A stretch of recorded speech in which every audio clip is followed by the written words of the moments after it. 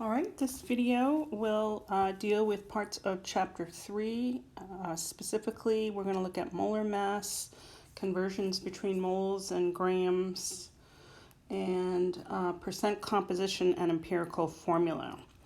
So we'll start then with just some calculations of molar mass and start with the atoms. You can get the molar masses of the atoms from the periodic table. Units are going to be grams per mole or AMU. And for carbon, for example, where does the 12.011 come from? If you have 98.93% abundance, put that in decimal form. The definition of molar mass for carbon 12 isotope is 12. And then you have 0.0107, which is 1.07% of carbon 13 isotope. Carbon 13 isotope has 13003355 as the mass.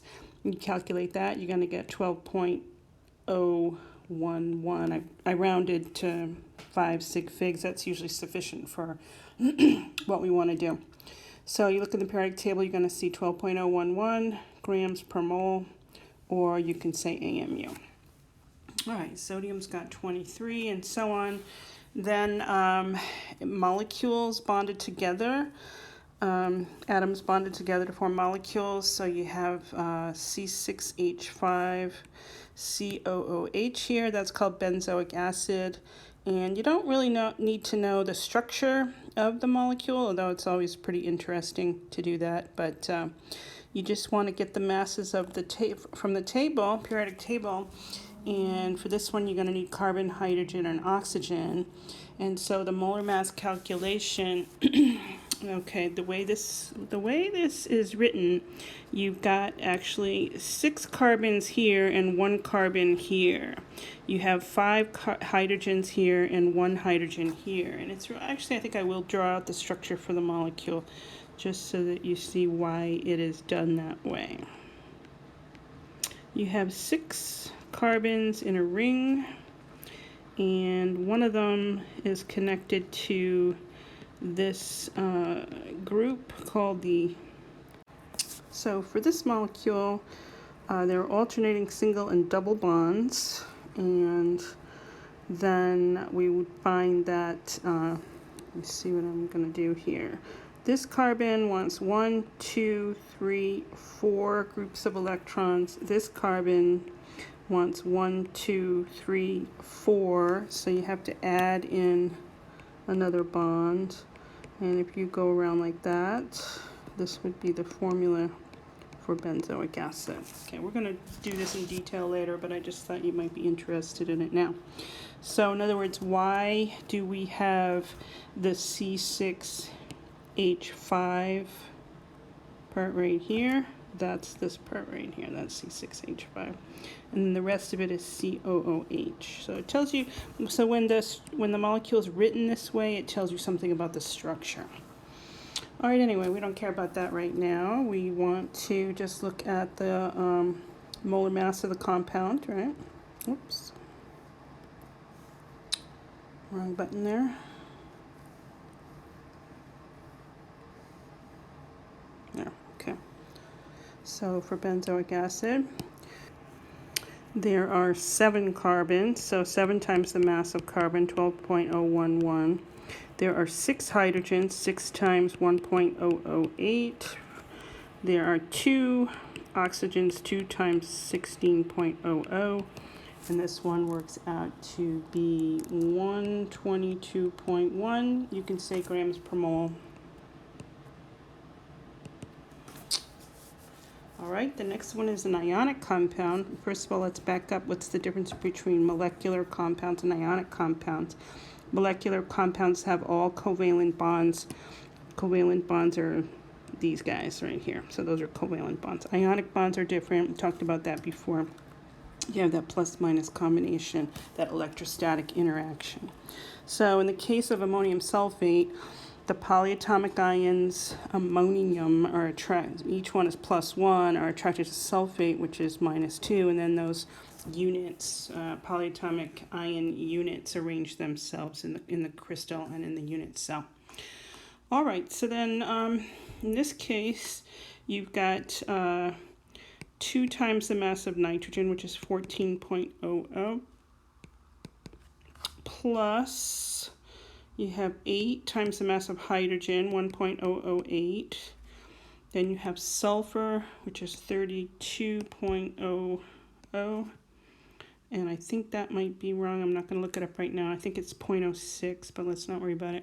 And then the oxygen, there's 4 of them, 16.00, like that. And so this ends up being 132.1 grams per mole. All right. And then the next set here is just to show you something about hydrates. When you have the crystalline solid, again, it's the ions. In this case, it would be copper and sulfate. Sulfate is a group of atoms that forms the polyatomic ion with a 2- charge. So the sulfate stays as 1, the copper arranges around the sulfate, copper 2+ rather. And so you get a crystalline solid. And what happens in the crystal is that you just leave it in the air, and water will just kind of fill into the holes or interstices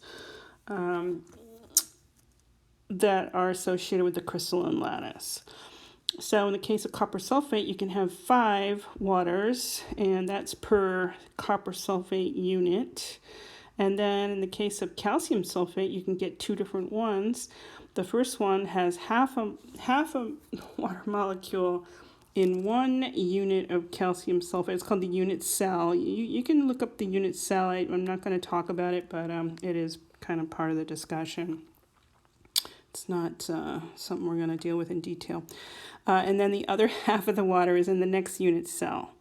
So the water kind of straddles 2 units, if you will. All right, in the case of this one, you got 2 water molecules that kind of fill into the crystalline structure of the unit cell. All right, so then copper, let's see, calcium sulfate .2H2O. This is called gypsum, and it's used for wallboard. So the walls that you're looking at in your room there, that's made of calcium sulfate .H2O. This one with the half H2O, that's a different material. And this is used to make, like, if you break your leg, you're going to have it in a cast. So casts and molds, things like that. This would be the calcium sulfate .1/2 H2O. So same calcium sulfate, but just different quantities of water, obviously. All right, but anyway, the point of the molar mass discussion is that you have to include the water.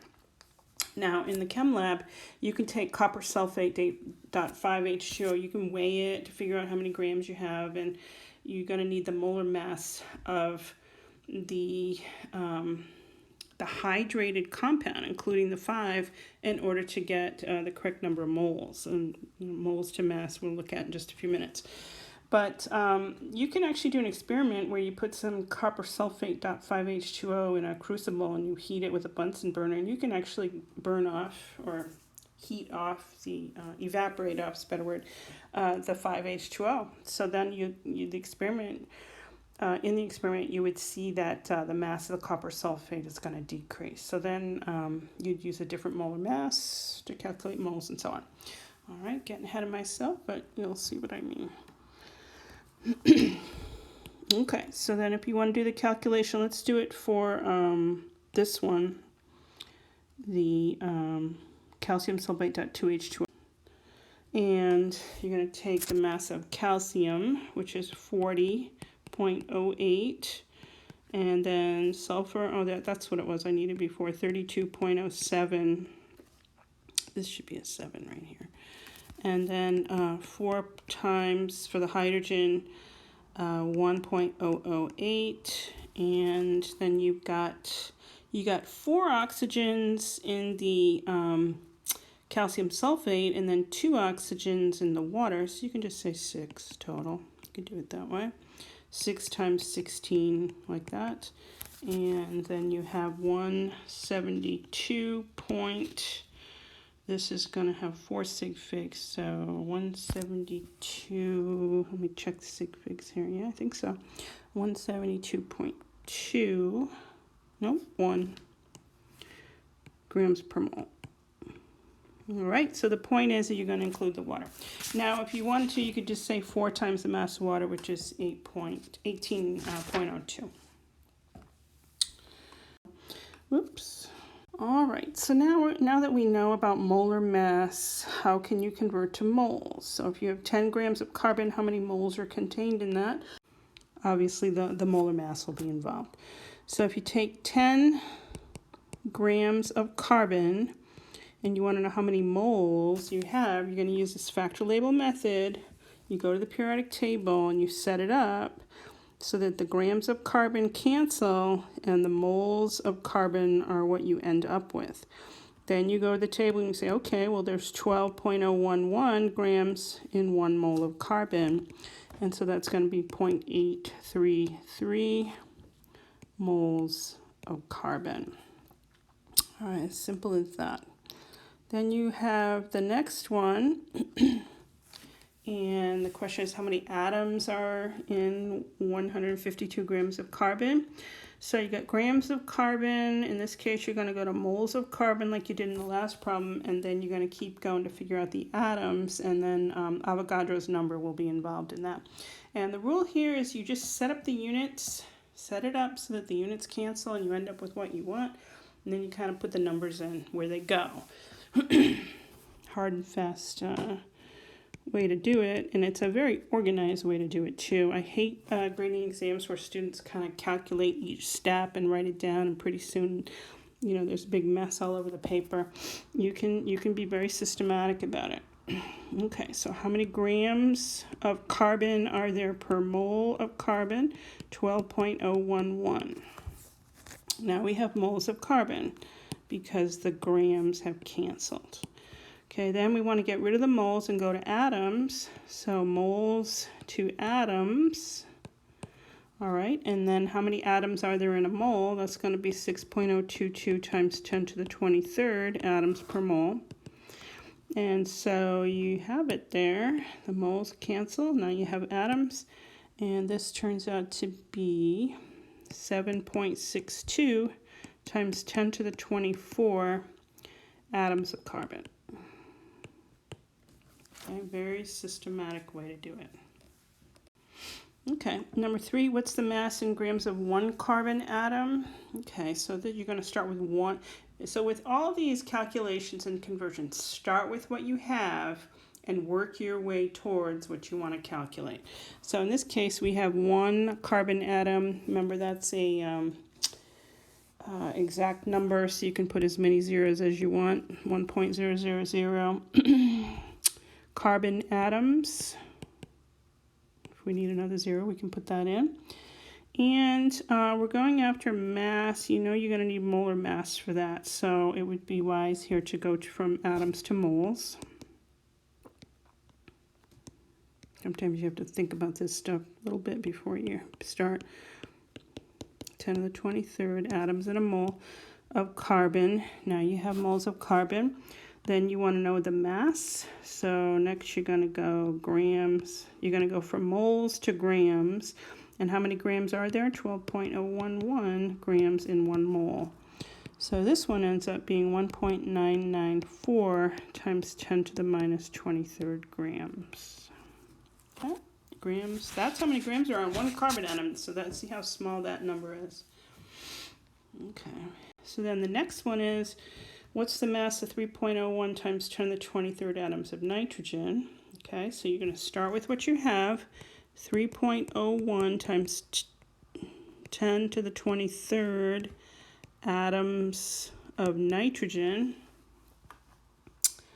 And let's see, that's atoms. We're going to have to go to moles, and then from moles to mass. So how many atoms are there in a mole of nitrogen? And the answer is 6.022 times 10 to the 23rd, Avogadro's number there. And then that's now we have moles of nitrogen. we're going to keep going to get mass. So we're going to go to the periodic table and get how many grams there are in a mole of nitrogen. And the answer is going to be 14. This is number 4 here, 14.01 grams in 1 mole. And that works out to be 7.00 grams of nitrogen. Now notice that as far as sig figs go, this number has 3 sig figs. This is a multiplication problem, so the answer is going to have 3 sig figs. But notice I use the definition of Avogadro's number here. I use 4 sig figs. In the molar mass, I use 4 sig figs. You want to have at least one additional digit that you're gonna, and then you're gonna round to the 3. So if you want to have 3 sig figs, you want to go with at least four or more sig figs in these numbers from the tables in the Avogadro's number. All right, keep that in mind.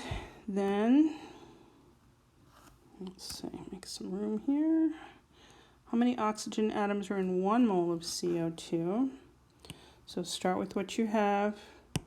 1 mole or 1.000 moles. Whoops, I should probably put that in there. Hold on.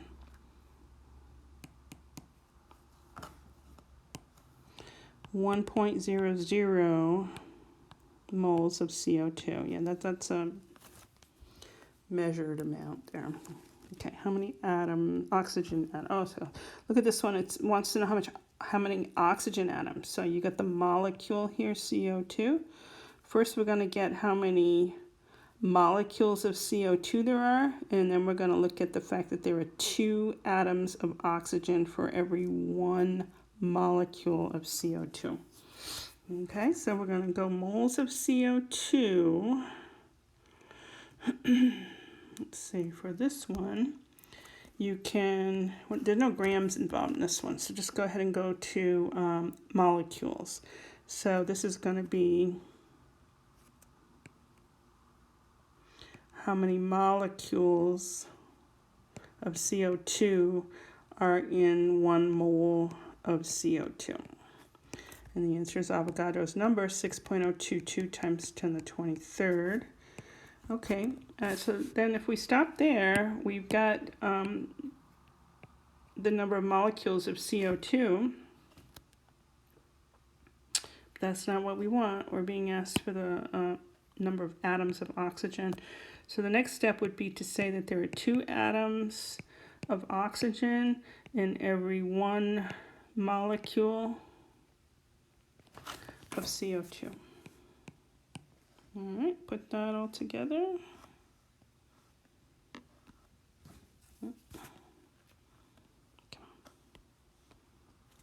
Not working now for the moment.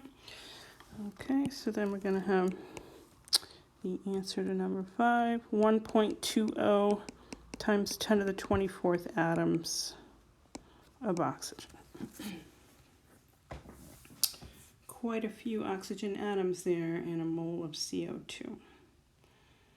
Okay, so there's 6 and 7 to go. Number 6, how many grams of hydrogen are in 3.6 moles of ammonium phosphate? And start with your 3.6 moles of ammonium phosphate.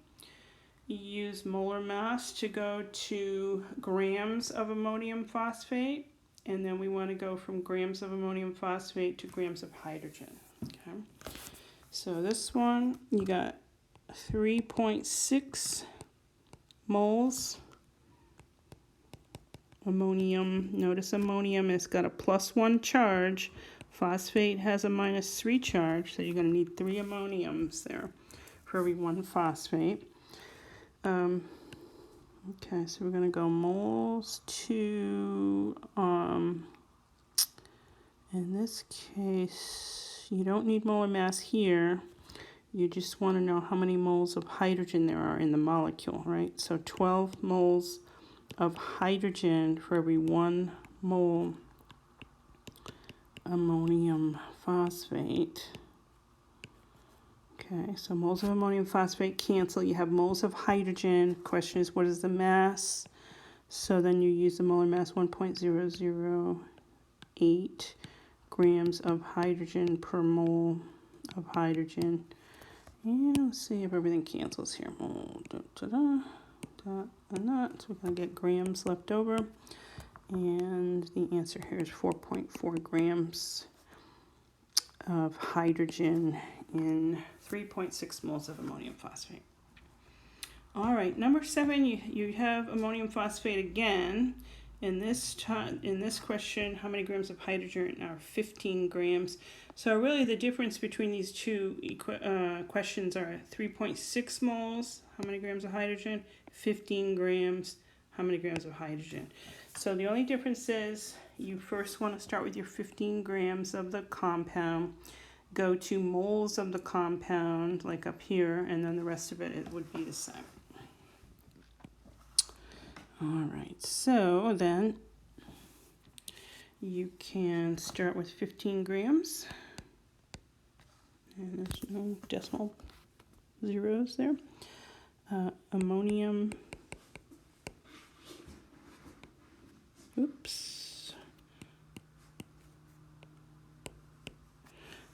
phosphate, and you got to get the molar mass. You know how to do that. So 149.01 grams per mole of ammonium phosphate.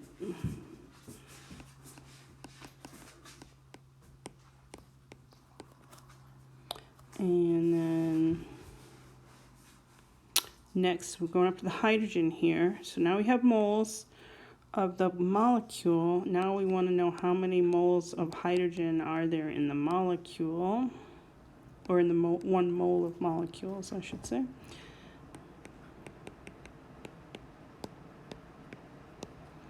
All right, and then use 1.008 grams per mole of hydrogen. That ought to do it.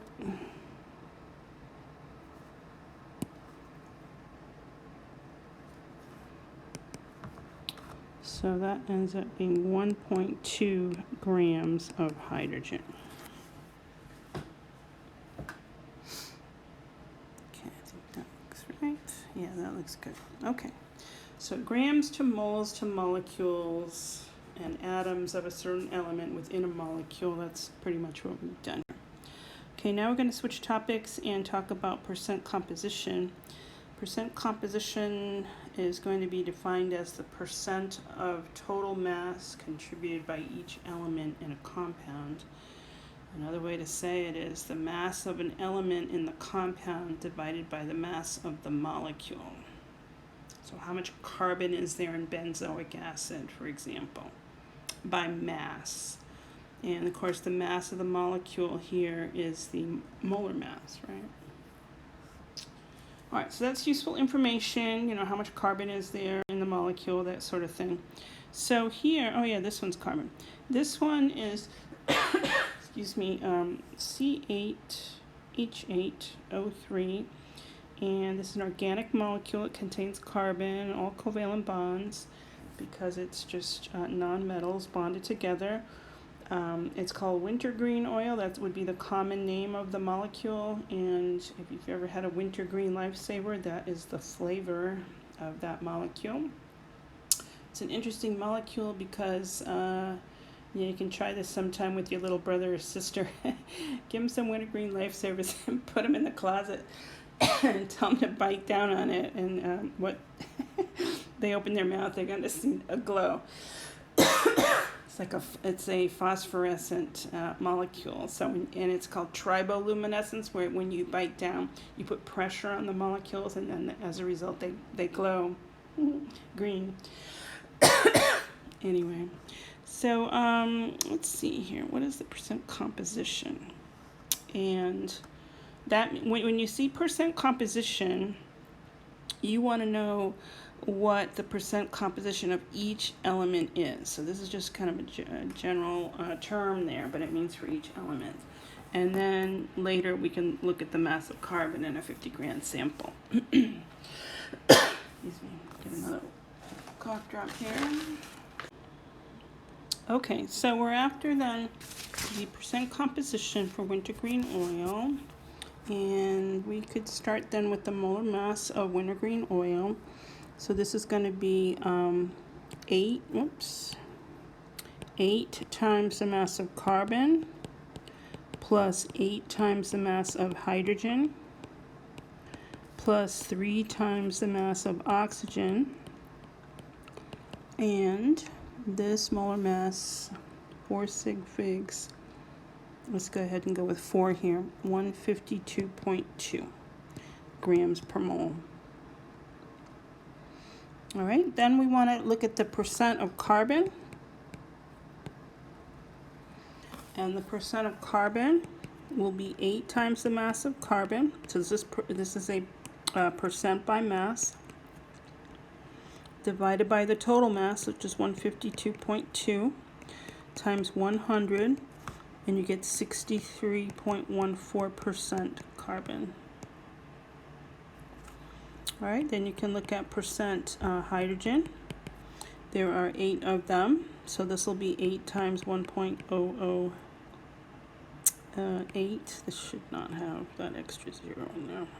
1.008 divided by the total mass, 152.2 times 100. This is 5.31%. And then the mass of oxygen, you could say 100 minus the sum of these two, or you could say, let's see, there's 3 oxygen, so 3 times 16 divided by 152.2 times 100, and this would be 31.55% oxygen, and then it adds up to 100%. Alright, so that's what can be very valuable sometimes with an unknown compound. You might send it off for analysis and they'll come back with a percent composition data. So part B here then, what's the mass of carbon in a 50 gram sample? So we can weigh out 50 grams. We know what the percent composition is. We know that the percent carbon is 63.14. So basically 63.14% of 50 grams will be the actual grams of carbon itself. So that's pretty straightforward. So put it in decimal, 0.6314 abundance of carbon, and then times 50 grams, and that will be 31.6.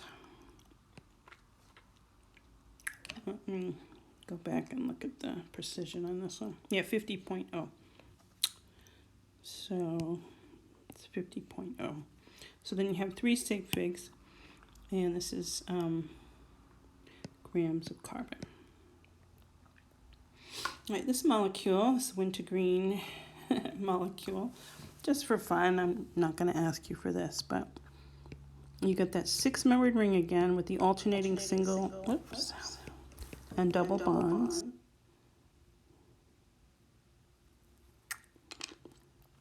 And then there are 2 groups on it. This one, C double bond O, and instead of H like the last example, it has a CH3 group there.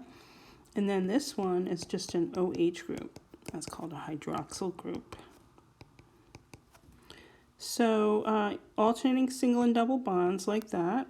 And then the double bond means that there's 4 electrons shared between 2 carbons. Single bond means there's 2 electrons shared between each carbon.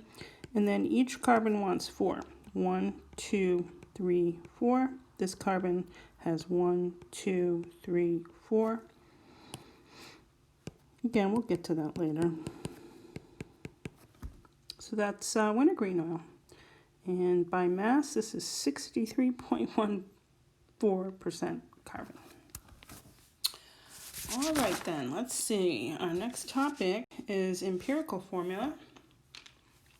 And this is our final topic for this section, this part. And this one, there's a difference between a molecular formula and an empirical formula. So the molecular formula gives the number and ratio of atoms in the molecule, like in the wintergreen oil molecule that we just looked at. Empirical formula gives the relative number of the atoms in each element, and sometimes it's called the simplest formula. So the best way to see this is just to look at some examples. Molecular formula of C2H4, the empirical formula is the simplest formula, CH2. Okay, so you divide each of these subscripts here by 2 to get, if it gives you whole numbers, then that would be the empirical formula. Okay, next one, N2H4. NH2 would be the empirical formula. In the case of NO3, there's no difference between the empirical formula and the molecular formula. Sugar, C12H22O11, you cannot divide by any number to give whole numbers, so it would just be the same. Benzene, C6H6, empirical formula is going to be CH, so you divide each one by 6. Ammonia, no difference. Okay, now you know what the difference is between molecular formula and empirical formula. And there are some experiments when you send your compounds out for analysis, or sometimes if you learn how to do it yourself, you can come up with the empirical formula. Then if you know the molar mass of the compound, then you can get the molecular formula from all of this information. That's usually how it's done if it's an unknown compound. Okay, so there's some detail in this. I've got a couple examples, and I'm just going to build up to the hardest one, which is on the last slide. So given that the molecular mass of an unknown compound is 98.949 grams per mole, so we know the molar mass, determine the empirical formula for the compound if it has 6 grams of carbon, 1 gram of hydrogen, 17.75 grams of chlorine, A and B. The difference between A and B here is that A, you're given grams of each one, which might be a typical, you don't, you have to add that up and you'd see what the total mass was for the sample you're working with. And from that, you can actually calculate the percent. But in any event, I want to show you how to use either method, starting with grams or starting with percent composition. And now you can get the correct answer for the empirical formula. Well, for this one, I don't know if I can spread this out. I don't think so. I'll have to write underneath it.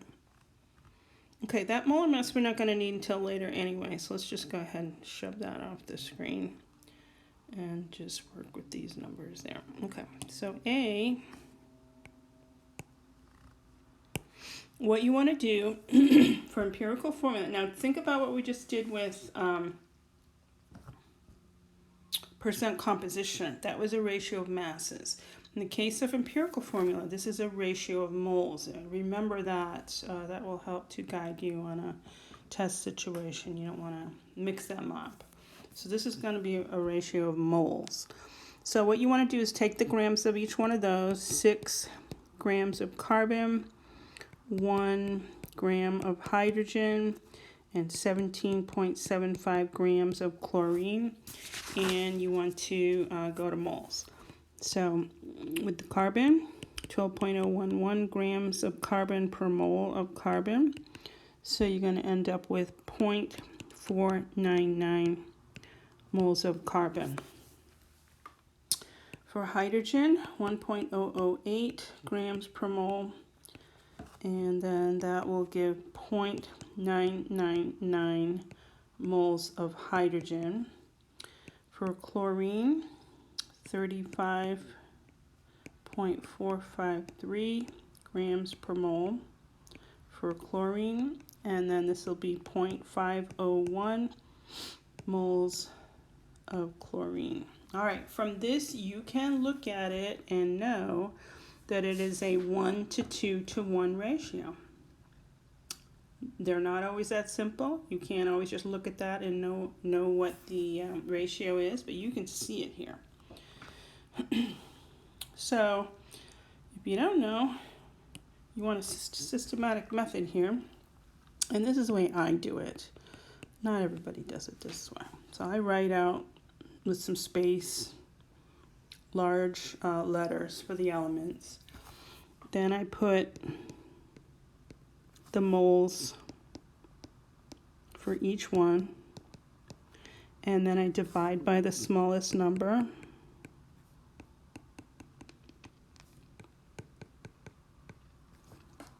And I get C1, H2, Cl1. Now you don't need to put the ones in there. So the empirical formula is going to be CH2Cl.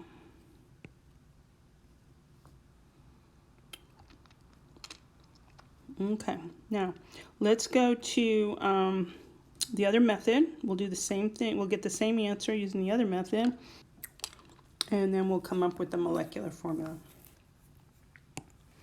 All right, so the second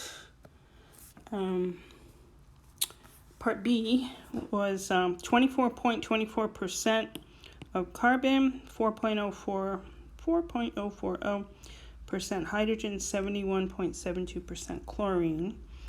Okay, so what we want to do here is get the grams from that and then go to moles. So it's just one extra step.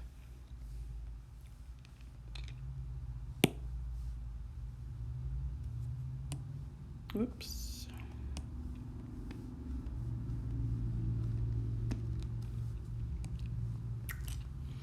Okay, so you got percent carbon is 24.24. Percent hydrogen is 4.040, and percent chlorine, yeah, I got that right, 71.72%. All right, now the trick here with percent composition, let's say you have 100 grams of the compound. If you've got 100 grams of the compound, then you have 24.24 grams of carbon, 4.040 grams of hydrogen, and 71.22 grams of chlorine. If I had 200 grams of compound, I would have 48.48 grams of carbon, 8.08 grams of hydrogen, and whatever that one is, 143 or 142 grams of chlorine. But then when I take my ratios, right, I would end up with the same empirical formula. So it doesn't matter what you do if 100 grams is convenient. Okay, then go from grams to moles, just like we did in part A. So 12.011 grams per mole for carbon, 1.008 grams per mole, that's an 8, for hydrogen, and 35.453 grams per mole for chlorine, and you get 2.018 moles carbon, 4.008 moles of hydrogen, and 2.023 moles of chlorine. All right, now we can set this up.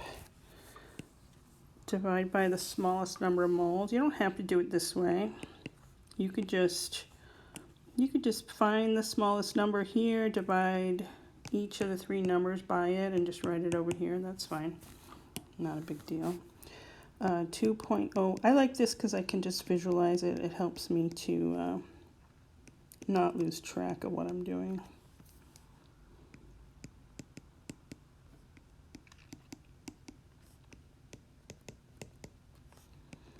C1H2Cl1, CH2Cl.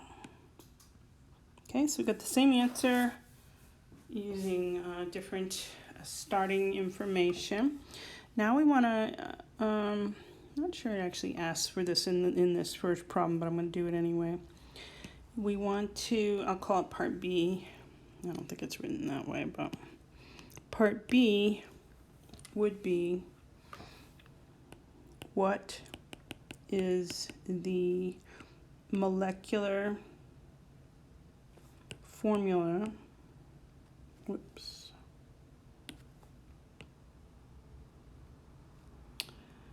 of the compound?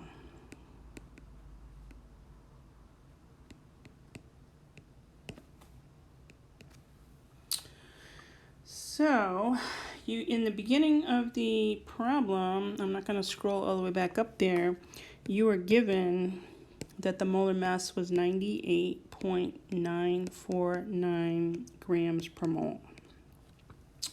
So because the ratio of the molecular formula to the empirical formula is some number, like 2 or 3 or 1, then the ratio of the molar mass of the compound to the molar mass of the empirical formula will be equal to that same number. So you can say that the molecular formula divided by the empirical formula would be, probably want to use proportional here. It's proportional. I mean, it's equal, but we'll just say proportional here to the molar mass of the compound divided by the empirical formula mass.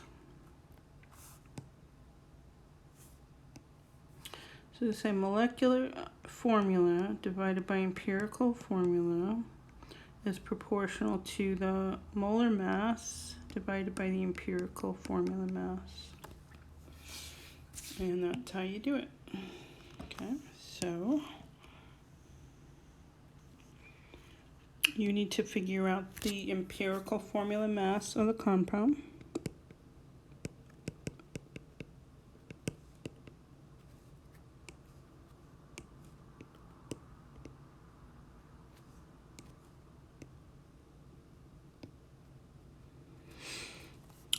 So you have 1 times the mass of carbon plus 2 times the mass of hydrogen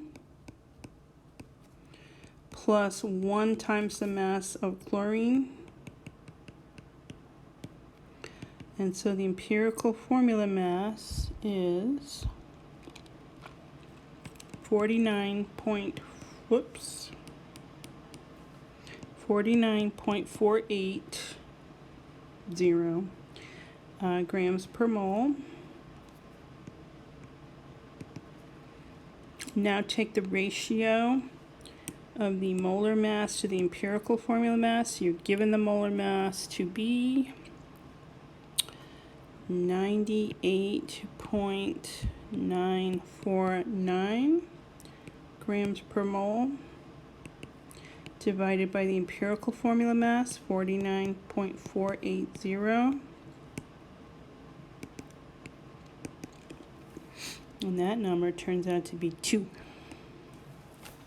Okay, so that means the molecular formula is twice the empirical formula.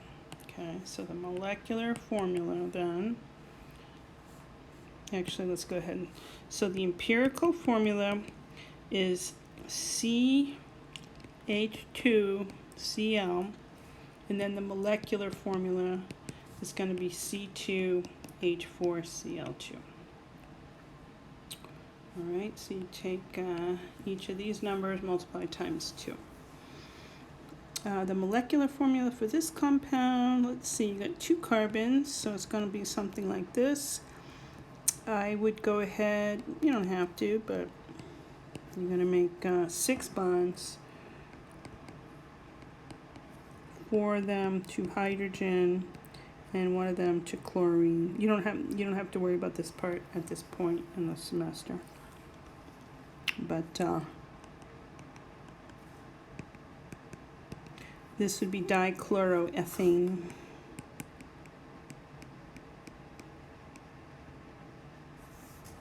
Alright, so that's how you do it. It's a lot of detail on that one. The rest, actually the other 2 examples are in the next section, so I'm going to close this part and pick up the rest of it in the next section.